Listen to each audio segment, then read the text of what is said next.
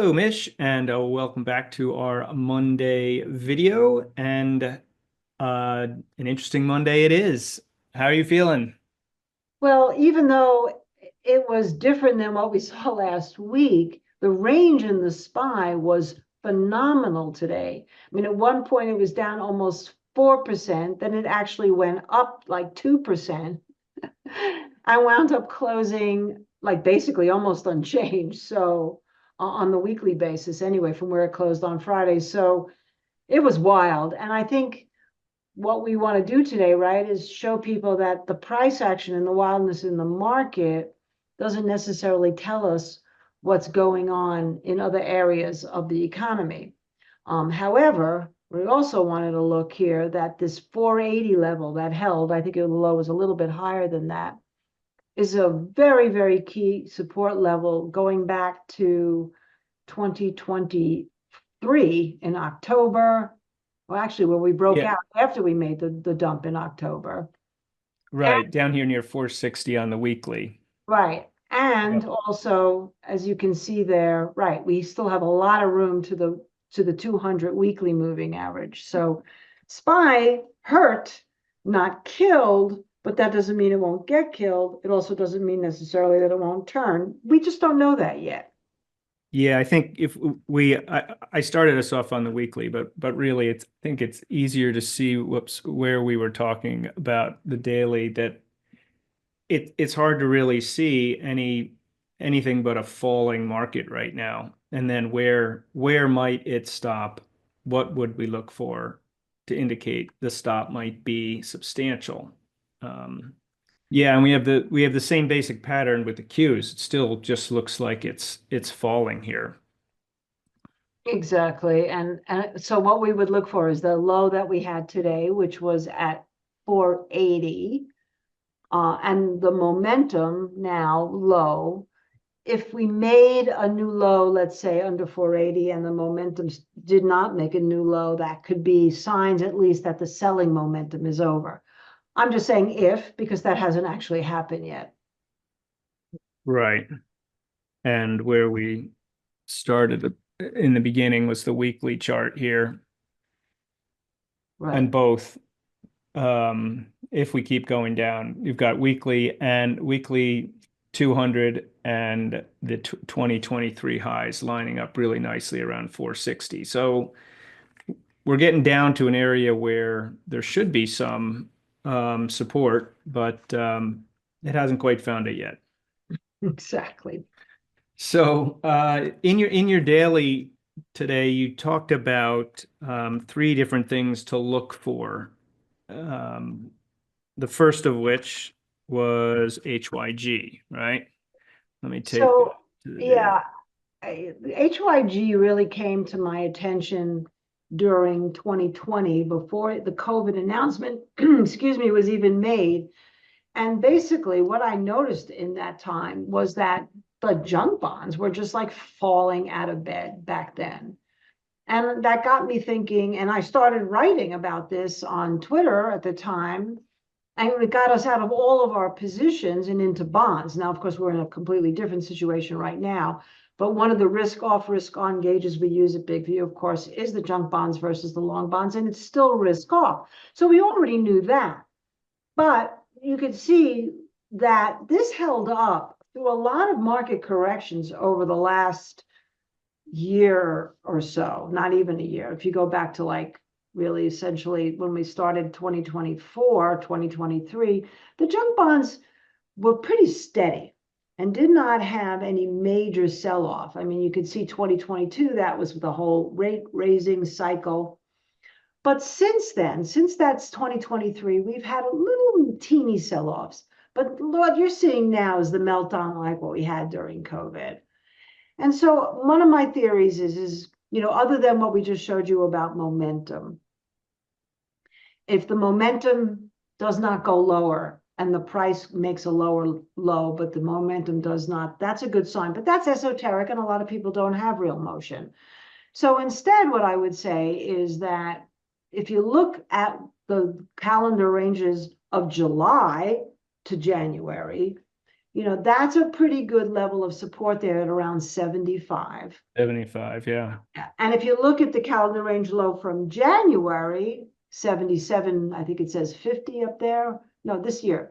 Oh, this year, yeah. And Yes, it's around low, 77.50. right, and it lines up with the 200-day moving average. So, you want 75 to hold. I would get much more negative if it can't.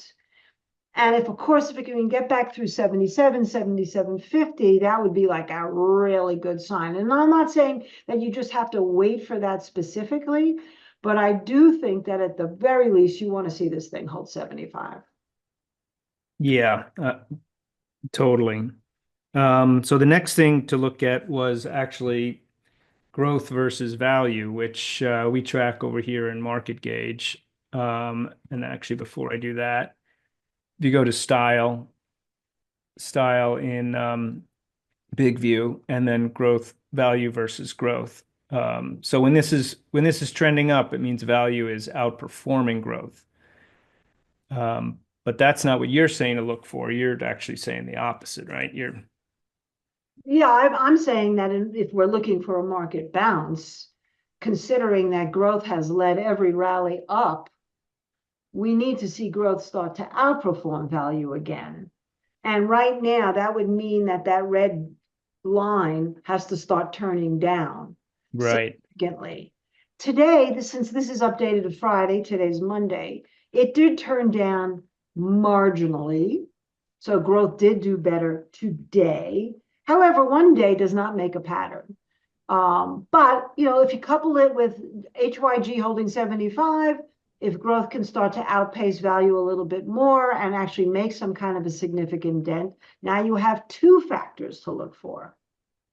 Yeah, and if you just look back at how this thing has trended during the bull market, it was all down, and then here's the July debacle, and then right into the end of the year where we were strong, and then this thing actually bottomed out before the market topped out. So it's been And pretty good at following what's going on with respect to right. And of course, when value market. outperforms growth, that's another risk off indicator. Right.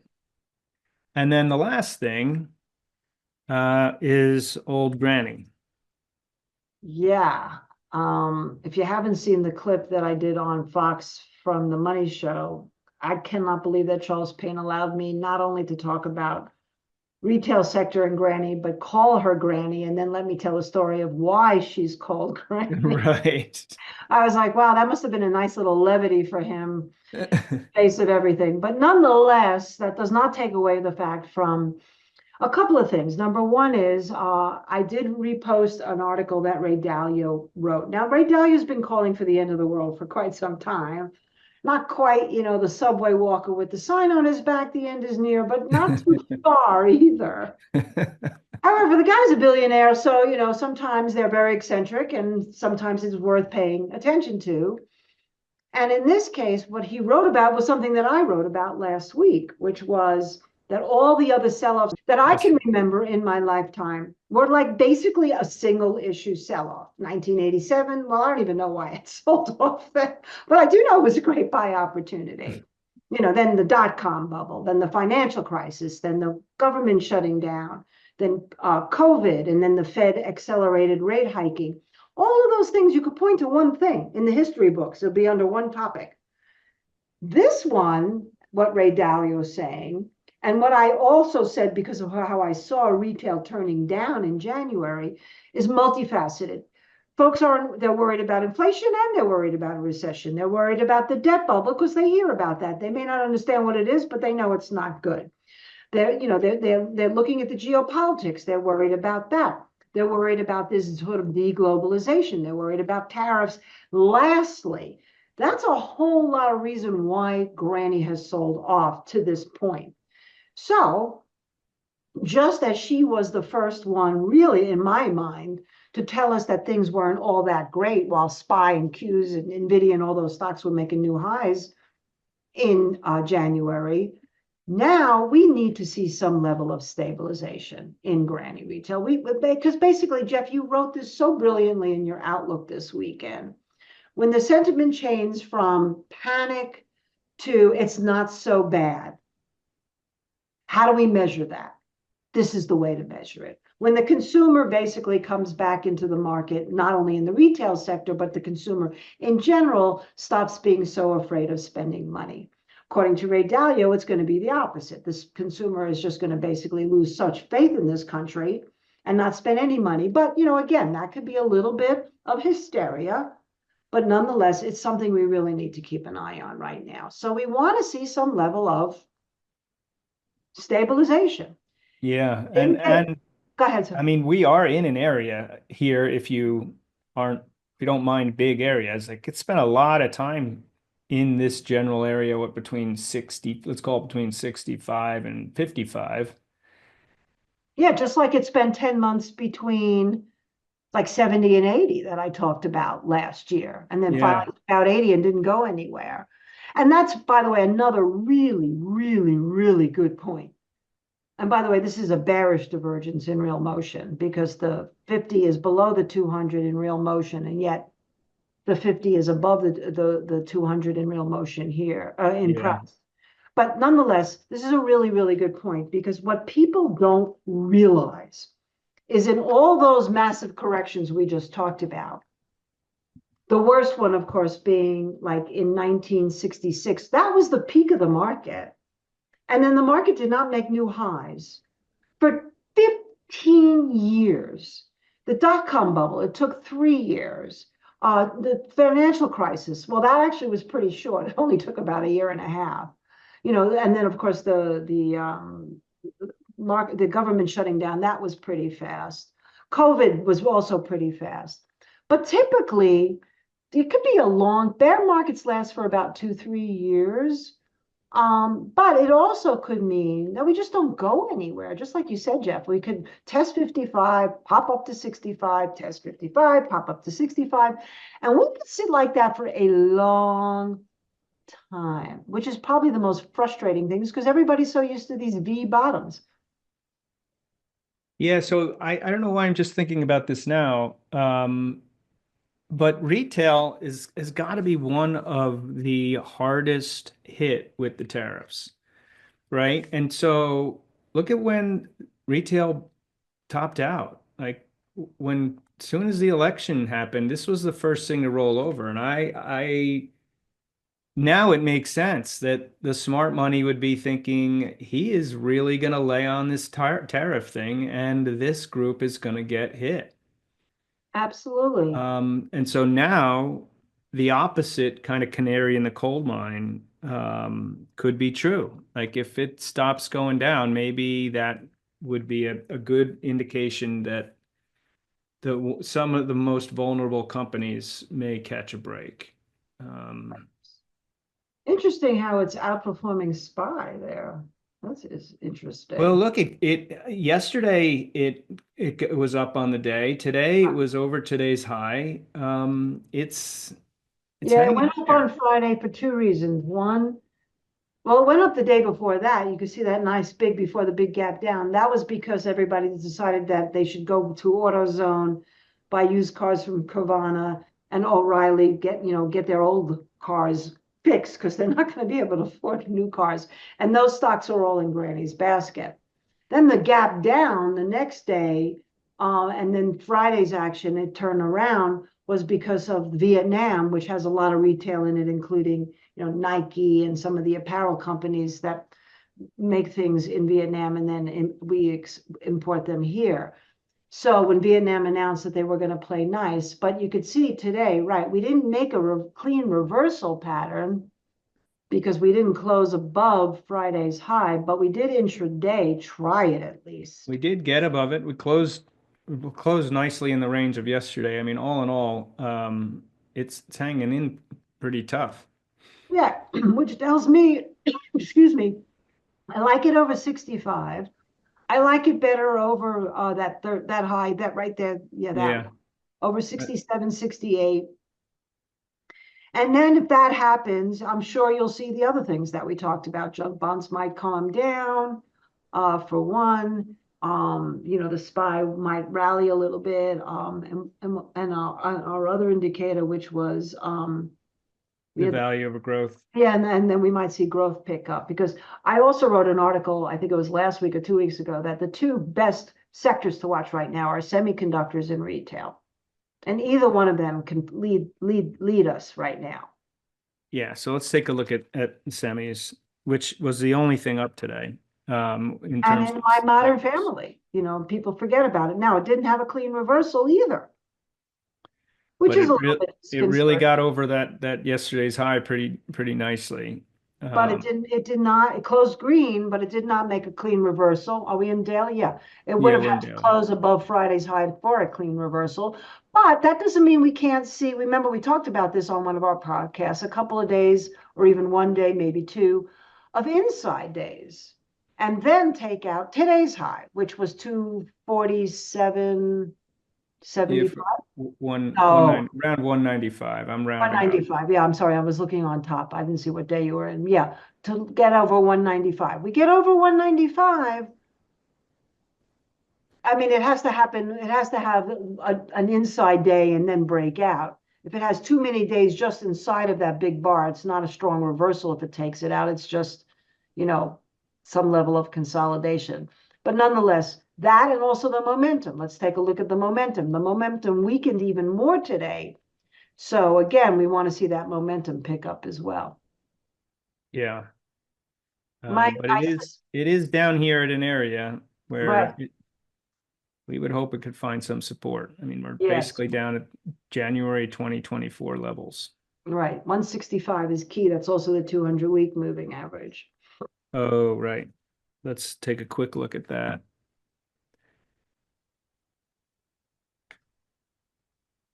Yeah, Oh, 160 maybe. pretty close to that 200. Right, Close enough for a weekly chart. right, exactly. All So, right. so I So think we, the conclusion here really is, we don't know. It was pretty obvious that we would see a sell-off. We'd already been seeing a sell-off. The tariffs, of course, made it an insane sell-off. But we don't know yet if the market is going to bounce, continue down, or just get boring and consolidate, particularly in these areas that are still holding major support. And this is where you have to be a stock picker, because there's some stocks that look a whole lot better. absolutely. We got to be, sometimes you're just better off sitting on your hands and letting the market tell you what it wants to do next. And so far, it's pretty undecided, Absolutely. pretty uncertain, to use a popular word. It is. It's the new word. And considering, that's the other new word.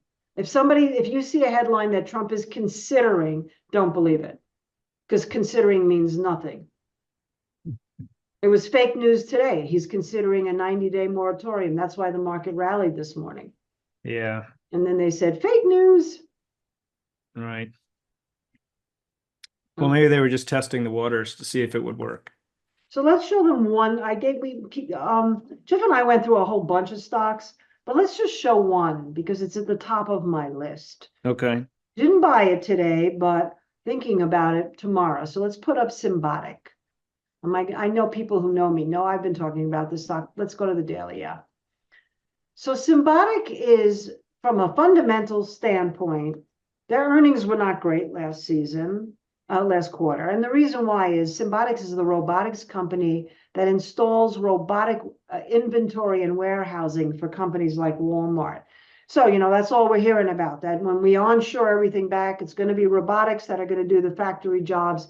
And the new middle class will be the people who are trained to fix, run, and maintain these robotics. So that's the backstory. They take 2 years to put in, and they're mad expensive, which is why this stock has not really gone anywhere. However, what I thought was interesting today is, first of all, with the new low that we had on Friday, today we didn't get down to that low, and we closed above Friday's high. So technically, that's a reversal. Number one. Number two is that if you look at the 50 and the 200-day moving average on the price, you can see that the 200 is above the 50. And if you look at it on momentum, the 50 is above the 200. That is what we call a bullish divergence. So why didn't I buy it today? Because, sometimes these one-day moves mean nothing. especially lately. But I do think that if we could see this get over 20, we'd have a Yeah. pretty good risk to under Friday's low, because that's what you'd have to risk down to, which I think was like 17 or something. I forget what it was, Friday's low, but maybe it was under that. What is Friday's low? It's Friday, around 1630. 1630. Okay. So, this is about almost a $2 ATR. So that would be basically a 2 ATR risk, which in this environment is not bad. I wouldn't buy a whole position. I'd probably just do a half a position. But based on the divergence and based on the reversal pattern, it's probably, of all the charts I've looked at today, maybe the cleanest. Yeah, that's a nice one. So That's a really nice one. Any other ones? well, we talked about a whole bunch. Should we look at Tempest or Kratos or? We could. I mean, we've been going for a while, but we could All right, well, let's just do one more. So which one do you want to put do? in Tem. TEM. Okay, another stock. We really like this stock. It's biotech AI. It's definitely the future. I first heard about this stock actually from our resident data scientist, Alan Friedman, told me about this.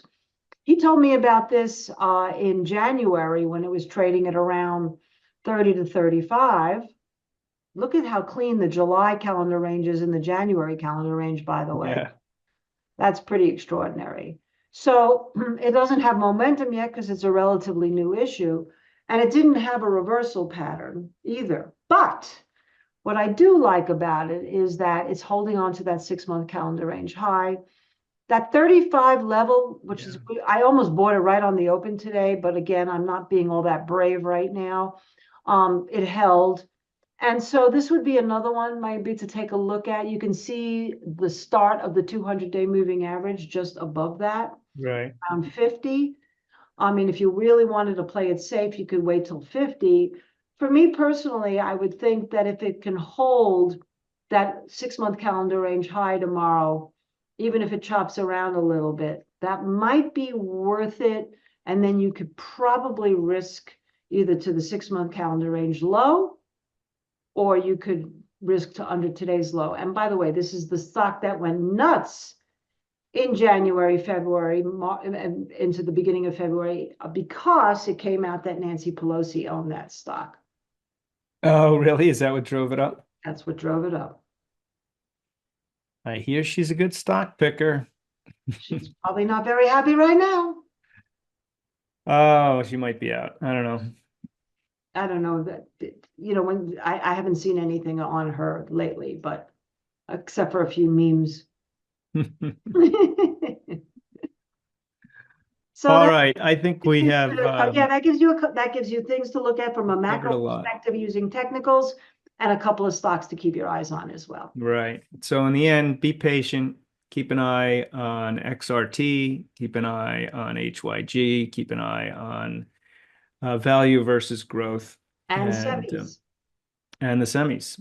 Yeah. All right. That's a good checklist. All right. All right. Thanks so much, Jeff. Thank you. All right. Have a good one. You too.